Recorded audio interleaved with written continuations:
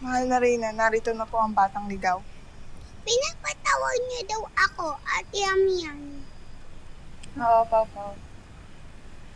Tingnan ko lang umalis ng Dalilira. Isasama ko si Pau-Pau.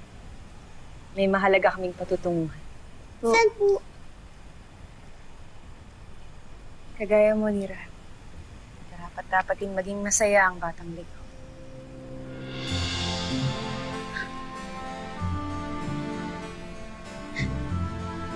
Pau-Pau. Namiss kita. Sobra. At lagi kita mamimiss. Natandaan mo ha, mahal ka ni Ate Lira. Mahal din kita.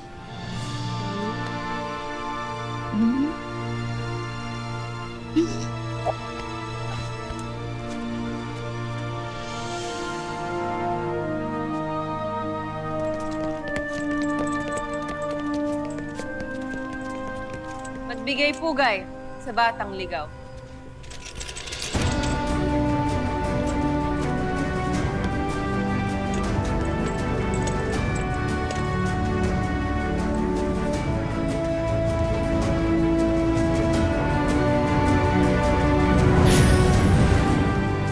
Tira, anak.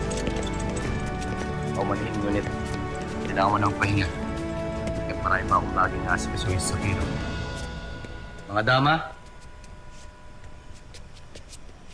kayo na munang bahala sa aking anak. Abisala Maestre, Lira. Mag-ingat po kayo, Itay.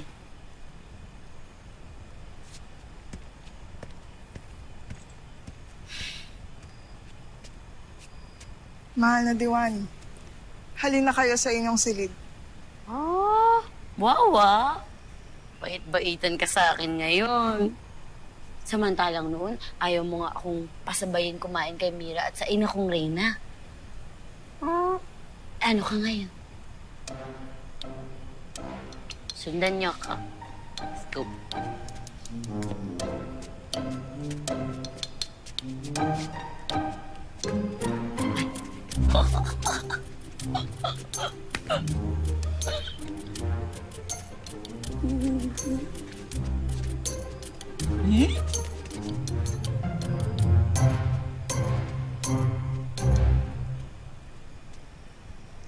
Sige na. Binibiro ko lang kayo, ha?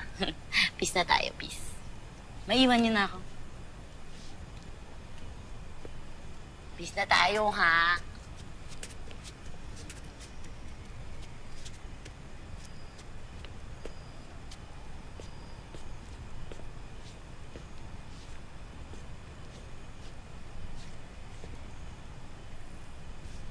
Merry Christmas, Anthony. Sana'y maging maligayang Pasko mo. Kahit na nasaktan ko ang loob mo sa pag-alis ko.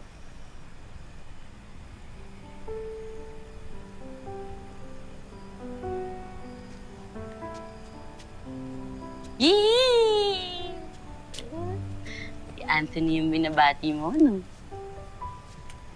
Lira, hayaan mo na. Huwag ka naman ukso. Oh, sorry naman. Kaya naman ako nagpunta dito kasi magpapasama sana ako sa'yo. Gusto kong dalawin si Ashti Elena.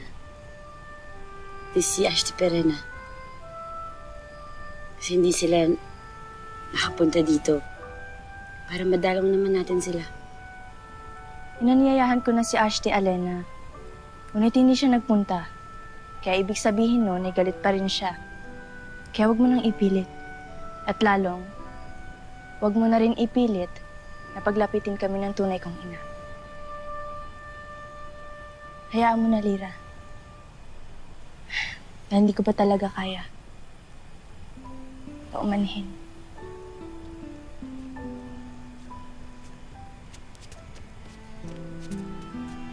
Si